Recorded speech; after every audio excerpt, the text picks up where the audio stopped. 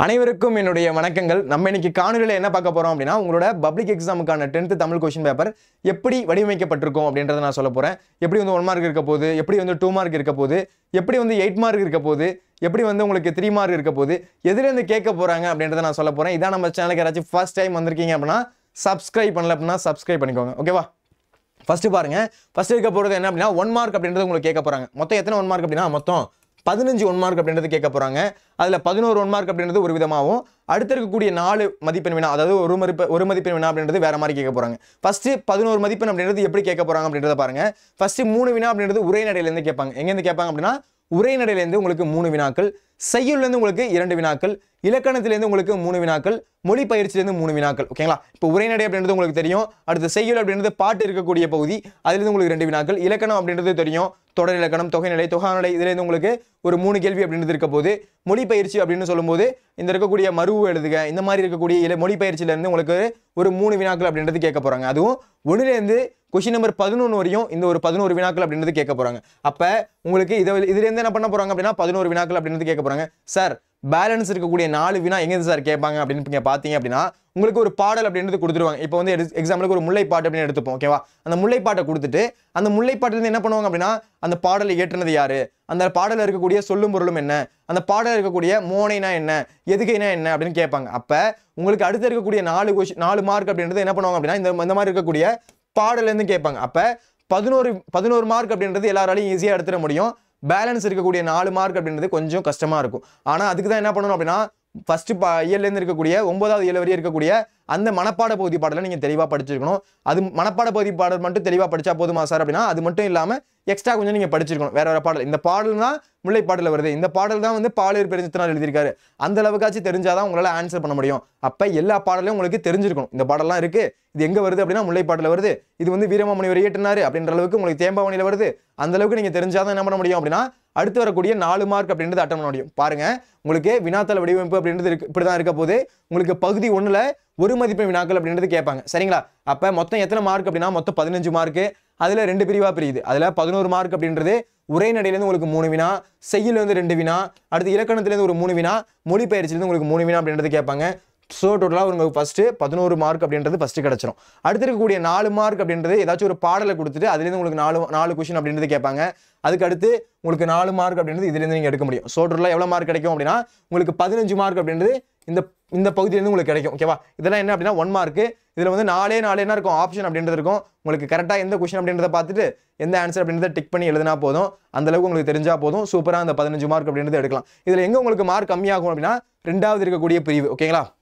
அந்த 4 mark question இருக்குல்ல, இந்த 4 மார்க் இருக்கக்கூடிய ஒரு மதிப்பெண் வினாக்கள் இருக்குல்ல, அதுல உங்களுக்கு மனப்பாட பகுதி பாடல் தெரியணும். ஓகேங்களா? அப்பதான் என்ன பண்ணுவாங்க, அதுல இருந்து உங்களுக்கு எடுத்து வச்சு அந்த பாடலை ஏற்றுனது யாரு, அந்த பாடல இருக்கக்கூடிய சொல்லும் பொருளும் என்ன, மோனைனா அதுல இருக்கக்கூடிய மோனை, அதுல இருக்கக்கூடிய எதுகை அப்படின்றது கேட்பாங்க. அப்ப இது உங்களுக்கு தெரிஞ்சாத என்ன பண்ண முடியும் அப்படின்னா இதுல இருந்து அந்த 15 மார்க் அப்படின்றது எடுக்க முடியும். சரிங்களா?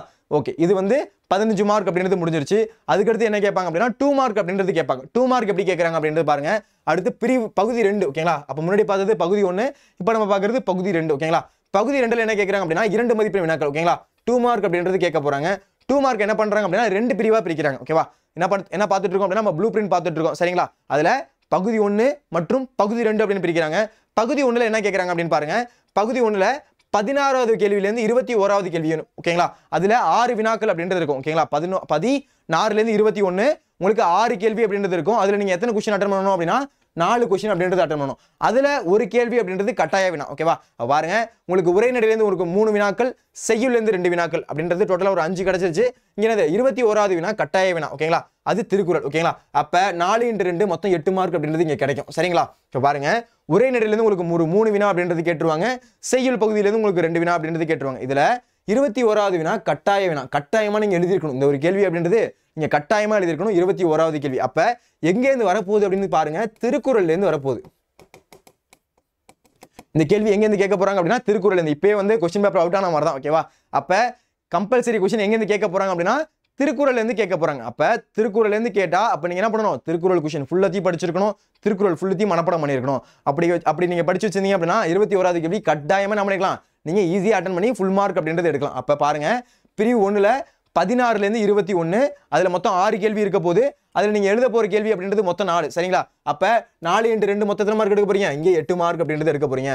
மொத்தம் இங்கே மதிப்பெண் எவ்வளவு 18 மார்க் அப்படின்றது எடுக்க போறீங்க. இதில் பிரிவு 2ல் பகுதி 2ல் ஓகேங்களா. அடுத்து பிரிவு 2 பாருங்க. பிரிவு 2ல் 22வது கேள்வியிலேருந்து 28வது கேள்வி ஓகேங்களா. அதில் பாருங்க இலக்கண பகுதியில் உங்களுக்கு 3 வினாக்கள் அப்படின்றது இருக்க போது, செய்யல உங்களுக்கு 4 வினாக்கள் அப்படின்றது இருக்க போது. இதில் பாருங்க இதில் இலக்கணம் தொடர் அப்படின்றது இருக்க போது. இலக்கணம் தொடர் அப்படின்னா தொகைநிலை, தொகாநிலை, எழுத்து, சொல், பொருள், அளபடை, இதுலேருந்து என்ன பண்ணுவாங்க அப்படின்னா உங்களுக்கு வினா அப்படின்றது கேட்பாங்க. அப்போ இலக்கண பகுதியிலேருந்து உங்களுக்கு 3 வினாக்கள் அப்படின்றது இருக்க போது 2 மார்க் ஓகேங்களா.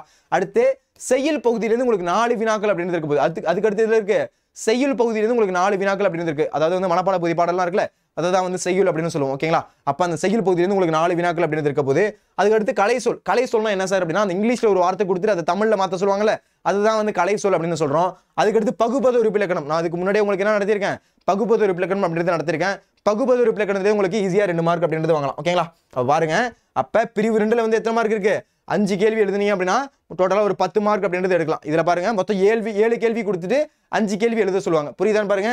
ஃபர்ஸ்ட் பிரிவு 1 பகுதி 1 பார்த்தோம். அதுக்கடுத்து பகுதி 1ல் உங்களுக்கு 15 1 மார்க் அப்படின்றது இருந்துச்சு. அடுத்து பகுதி 2 உங்களுக்கு பிரிவு 1 பிரிவு 2 அப்படின்றது பிரிச்சாங்க. பிரிவு 1ல் 16லேருந்து மொத்த எத்தனை கேள்வி 21 கேள்வி. அதில் 6 வினாக்களில் நீங்கள் 4 கேள்வி அட்டன் பண்ணணும். 4 × 2 உங்களுக்கு 8 மார்க் அப்படின்றது இதில் கிடைக்கும்.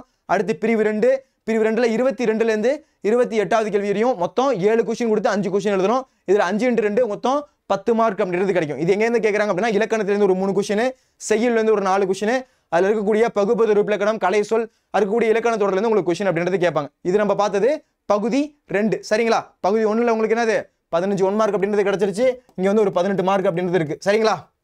ஓகே, அதுக்கடுத்து நம்ம பார்க்க போகிறது பகுதி 3 ஓகேங்களா. பகுதி 3 அப்படின்றப்போ 3 மதிப்பெண் வினாக்கள் அப்படின்றது உங்களுக்கு கேட்பாங்க. அடுத்து என்ன கேட்க போறாங்க அப்படின்னா 3 மதிப்பெண் வினாக்கள் அப்படின்றது கேட்க போறாங்க. இதுல எவ்வளவு மார்க் சார் அப்படின்னா இதுலயும் உங்களுக்கு 18 மார்க் அப்படின்றது இருக்க போகுது. பாருங்க இதுல எத்தனை பிரிவா பிரிக்கிறாங்க அப்படின்னா 3 பிரிவா பிரிக்கிறாங்க ஓகேங்களா. எத்தனை பிரிவு 3 பிரிவா பிரிக்கிறாங்க. 3 பிரிவா பிரிச்சு உங்களுக்கு கொஸ்டின் அப்படின்றது கேட்க போறாங்க. இதுல முன்னாடி பார்த்தது 28வது கேள்வி வரையும் பார்த்தோம். இதுல 29லேருந்து 31 ஓகேவா. இதுல 3 கொஸ்டின் கொடுத்து அதுல 2 கொஸ்டின் அப்படின்றது அட்டன் பண்ண சொல்றாங்க. பாருங்க 3 கொஸ்டின் கொடுத்து என்ன பண்ண சொல்றாங்க, 2 கொஸ்டின் அப்படின்றது அட்டன் பண்ண சொல்றாங்க. உரைநடையிலேருந்து உங்களுக்கு எத்தனை கொஸ்டின் கேட்குறாங்க அப்படின்னா 3 கொஸ்டின் அப்படின்றது கேட்குறாங்க. அடுத்து உரை பத்தி வேணாம் சார். உரை பத்தி வேணா என்ன சார் அப்படின்னா ஒரு உரை கொடுத்துருவாங்க. அதாவது வந்து உங்க புக்லேருந்து இதுதான் கேட்பாங்க அப்படின்னு கிடையாது. ஏதோ ஒரு உரை பத்தி எடுத்து வச்சிருவாங்க. வச்சுட்டு அதுலேருந்து என்ன பண்ணுவாங்க ஒரு 4 கொஸ்டின் ஒரு 3 கொஸ்டின் என்ன பண்ணுவாங்க கீழே வந்து கேட்டிருப்பாங்க. இருக்கிறதுல ஒரு எளிமையாக வந்து ஈஸியாக ஆன்சர் பண்ணக்கூடிய ஒரு வினா அப்படின்னா இதுதான். அதாவது வந்து நீங்கள் அதை படித்து பார்த்துட்டு அதுக்கான ஆன்சர் என்னவா இருக்கும் அப்படின்றத கீழே இருக்க கொஸ்டினை பார்த்து என்ன பண்ணணும் ஆன்சர் அப்படின்றது பண்ணணும். அப்போ இது எதில் வரப்போகுது அப்படின்னா 29லேருந்து 31வது கேள்வியில் தான் இந்த கொஸ்டின் அப்படின்றது வரப்போகுது. ஸோ 2 × 3 இங்கே ஒரு 6 மார்க் அப்படின்றது கிடைக்கும். 2 கேள்வி அப்படின்றது அட்டன் பண்ணுவீங்க. உரைநடையிலேருந்து உங்களுக்கு 3 கேள்வி அப்படின்றது இருக்க போது. அதில் உரை பற்றி வினா அப்படின்றது 1 ஓகேங்களா. அப்போ 3 கொஸ்டின் கொடுத்து எத்தனை கொஸ்டின் அட்டன் பண்ணுவீங்க, இங்கே 2 கொஸ்டின் அப்படின்றது அட்டன் பண்ணுவீங்க. அதுக்கடுத்து பாருங்க பிரிவு 2 பிரிவு 2ல் என்ன பண்ணுறாங்க 32லேருந்து 34 ஓகேவா. 32 33 34 3 கேள்வி ஓகேவா. அதில் பாருங்க உங்களுக்கு 3 கேள்வி கொடுத்து 2 கேள்வி அப்படின்றது அட்டன் பண்ண சொல்லுவாங்க. அது எங்கேருந்து கேட்குறாங்கன்னு பாருங்க செய்யுள்லேருந்து உங்களுக்கு 3 வினாக்கள் அப்படின்றது கேட்குறாங்க ஓகேவா. செய்யுள்லேருந்து உங்களுக்கு 3 வினாக்கள் கேட்குறாங்க. அதுலேயும் 34வது கேள்வி கட்டாய வினா. இதுக்கு முன்னாடி எப்படி இருந்து 21வது கேள்வி திருக்குறள்லேருந்து கட்டாயமாக வந்துச்சோ இங்கே 34வது கேள்வி கட்டாய வினாவான மனப்பாட பகுதி அப்படின்றது இருக்கும். அப்போ மனப்பாட பகுதி இங்கே என்ன பண்ணுறாங்க ஒரு ட்விஸ்ட் வச்சிருக்காங்க. அப்போ மனப்பாட பகுதியை நீங்கள் படிச்சே ஆகணும். மனப்பாட பகுதி படிக்காமல் போயிட்டு ஃபுல் மார்க் அப்படின்றது தமிழில் வாங்க முடியாது அப்படின்றது என்ன பண்ணலாம் இந்த இடத்துல நம்மளால தெரிஞ்சிக்க முடியுது. அதனால மனப்பாட பகுதி இயல் 1லேருந்து இயல் 9 வரை இருக்கக்கூடிய எல்லா மனப்பாட பகுதியும் நீங்கள் கரைச்சி குடிச்சிட்டு போயிடணும் ஓகேவா. அப்போ பிரிவு 2ல் தான் உங்களுக்கு என்ன இருக்க போகுது கட்டாய கேள்வியான மனப்பாட பகுதி வினா அப்படின்றது இருக்க போகுது. இங்கேயும் உங்களுக்கு 2 × 3 6 மார்க் அப்படின்றது இருக்க போகுது ஓகேவா. 2 வினா அப்படின்றது நீங்கள் அட்டன் பண்ண போறீங்க. 3 வினாக்கள் கொடுத்து 2 வினா அப்படின்றது அட்டன் பண்ண போறீங்க. அடுத்து பிரிவு 3 ஓகேங்களா. பிரிவு 3ல் 35லேருந்து 37 ஓகேங்களா. 35லேருந்து 37 மொத்தம் 3 வினாக்கள் கொடுத்து இங்கேயே 2 வினாக்கள் அப்படின்றது அட்டன் பண்ண போறீங்க. இது எங்கேருந்து இருக்க போகுது அப்படின்னா இலக்கணத்திலேருந்து தான் ஓகேங்களா. இலக்கணத்திலேருந்து உங்களுக்கு எத்தனை கொஸ்டின் கேட்குறாங்க அப்படின்னா 3 கொஸ்டின் கேட்குறாங்க. அது என்னெல்லாம் சார் இருக்க போகுது அப்படின்னு பாருங்களேன். இலக்கண பகுதி வினா உங்களுக்கு அந்த தொகை நிலைனா என்ன, இந்த வந்து பொருள்கோள்னா என்ன, அந்த பொருள்கோள் யாவை, ஆட்டு நீர் பொருள்கோள்னா என்ன, இந்த மாதிரி வந்து இலக்கண பகுதியிலேருந்து சார் புக் பேக்கில் அந்த கொஸ்டின்லாம் கிடையாது அப்படின்னா இலக்கண பகுதியிலேருந்து கட்டாயமாக கேட்பாங்க. உங்களுக்கு தெரியணும் ஓகேங்களா. அப்போ இலக்கண பகுதியிலேருந்து இந்த வினா அப்படின்றது கேட்பாங்க. அடுத்து அலகிடுதல் வாய்ப்பாடு உங்களுக்கு எல்லாருக்குமே தெரியும். அலகிடுதல் வாய்ப்பாடு கண்டிப்பாக தெரிஞ்சிருக்கணும். அதுக்கடுத்து அணிகள் பா அப்படின்றது தெரிஞ்சுக்கணும் ஓகேங்களா. அடுத்து என்னது மஞ்சப்பொழிச்சி அணி என்ன, அது 9th வரும். அடுத்து வந்து நிரல் நிறை அணினா என்ன, அடுத்து என்னது ஊமை அணினா என்ன, உருவக அணினா என்ன, இந்த மாதிரி எல்லாமே தெரிஞ்சுக்கணும் ஓகேவா. அப்போ அணி அப்படின்றது உங்களுக்கு எல்லாருமே தெரிஞ்சிருக்கணும். அப்போ இதை எப்படி பிரிக்கிறாங்க அப்படின்னா பிரிவு 1 பிரிவு 2 பிரிவு 3ன்னு பிரிக்கிறாங்க. அதில் 29ல் 31 3 கேள்வி கொடுத்து 2 கேள்வி அப்படின்றது அட்டன் பண்ண போறீங்க. அடுத்து பிரிவு 2ல் அடுத்து என்னது 3 கேள்வி கொடுத்து 2 கேள்வி, அதுக்கு அடுத்து இருக்கிறதுலையும் 3 கேள்வி கொடுத்து 2 கேள்வி அப்படின்றத அட்டன் பண்ண போறீங்க. இதில் டோட்டலாக எத்தனை மார்க்கு?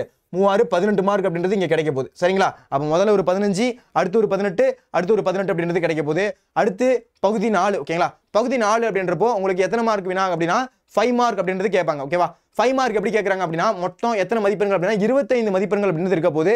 எத்தனை கேட்குறாங்க அப்படின்னு பாருங்க, 38லேருந்து 42. ஓகேவா? 38வது கேள்வியிலேருந்து 42. ஓகேவா? இதில் தான் என்ன பண்ணுறாங்க, உங்களுக்கு 5 மார்க் அப்படின்றது கேட்க போகிறாங்க.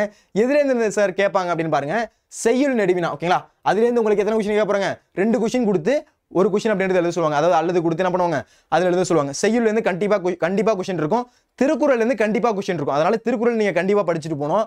அதுக்கடுத்து கடிதம். ஓகேங்களா? கடிதம் கொஸ்டின் நமக்கு வந்து என்னது, சம மேட்டர் சால்ட் வாட்டர் அந்த மாதிரி ஒரு கொஸ்டின். ஓகேங்களா? அப்போ கடிதம் கொஸ்டின் அப்படின்றது இருக்க போது, இந்த மாதிரி பணப்பையை வந்து கிடச்சிது, அதை கொண்டு போய் கொடுத்தேன், உங்கள் உறவினருக்கு வந்து கடிதம் எழுதுங்க, இந்த மாதிரி கதை வந்து ஈஸியாக எழுதலாம். அடுத்து கடிதம் எழுதணும். அடுத்து உங்களுக்கு அந்த காட்சியை கண்டு கவிஞர் எழுதுக, அது இருக்க போது ஈஸியாக என்ன பண்ணலாம், 5 மார்க் அப்படின்றது எடுக்கலாம். அடுத்து படிவத்தை நிரப்புக. உங்களுக்கு என்ன பண்ணுவாங்க, நீங்கள் வந்து உயர் வகுப்பில் சேர போறீங்க, அதுக்கு வந்து ஒரு படிவம் எழுதுங்க. அடுத்து வந்து நீங்கள் என்ன பண்ண போறீங்க, நூலகத்தில் உறுப்பினராக சேர போறீங்க, அதுக்கு வந்து ஒரு படிவம் எழுதுங்க. இந்த மாதிரி கேள்வி கேட்பாங்க. இதுவும் ரொம்ப ஈஸியாக அட்டன் பண்ணலாம்.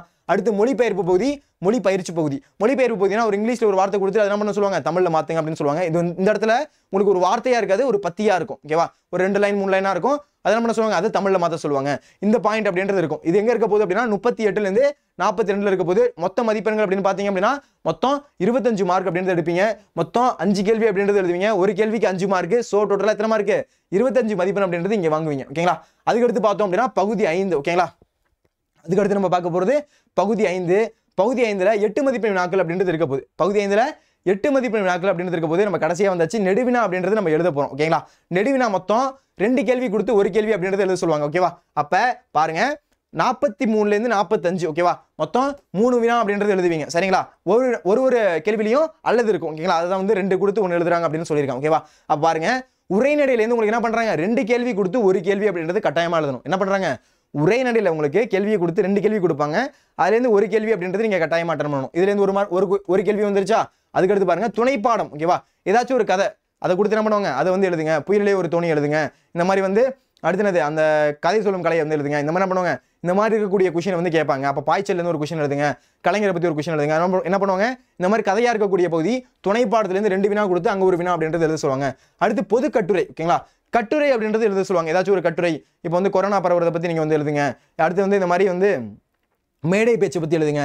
அப்போ இந்த மாதிரி கேட்குற போது ஒரு கொஸ்டின். அப்போ 3 × 8 மொத்தம் எத்தனை மார்க் அப்படின்னா கிட்டத்தட்ட ஒரு 24 மார்க் அப்படின்றது இதில் நீங்கள் வாங்கலாம். ஓகேங்களா? இதுதான் வந்து தமிழோட ப்ளூ பிரிண்ட். ஓகேவா? உங்களுக்கு பப்ளிக் எக்ஸாமில் கேட்கக்கூடிய ஒரு ப்ளூ பிரிண்ட் அப்படின்றது இந்த வடிவமைப்பில் தான் இருக்க போது.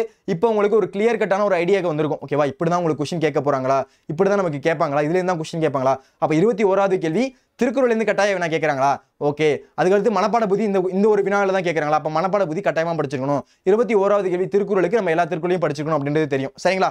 அப்போ உங்களுக்கு இது இந்த ப்ளூ பிரிண்ட் அப்படின்றது உங்களுக்கு ஃபுல்லாகவே புரிஞ்சிருக்கும். யாருக்கெல்லாம் இந்த ப்ளூ பிரிண்டோட பிடிஎஃப் வேணுமோ, ஃப்ரீ பிடிஎஃப் வேணுமோ டிஸ்கிரிப்ஷனில் லிங்க் பண்ணுறேன். ஓகேங்களா? யாருக்கெல்லாம் வேணுமோ டிஸ்கிரிப்ஷனில் இருக்கும். நீங்கள் என்ன பண்ணிக்கலாம் அப்படின்னா டவுன்லோட் பண்ணிக்கலாம். ஓகேங்களா? ஓகே. இந்த வீடியோ உங்களுக்கு பிடிச்சிருக்கு அப்படின்னா ஒரு லைக் ஒன்று தட்டி விடுங்க. உங்கள் ஃப்ரெண்ட்ஸுக்கு இந்த வீடியோவை ஷேர் பண்ணுங்க. கண்டிப்பாக நான் சொன்ன இந்த ப்ளூ பிரிண்டை டவுன்லோட் பண்ணி படிப்பீங்க அப்படின்னா படிப்பேன் அப்படின்றத கீழே கமெண்ட் பண்ணுங்க. ஓகேவா? படிப்பேன் அப்படின்றத கீழே கமெண்ட் பண்ணுங்க. நன்றி, வணக்கம். இதே மாதிரி அடுத்த வீடியோவில் சந்திக்கலாம்.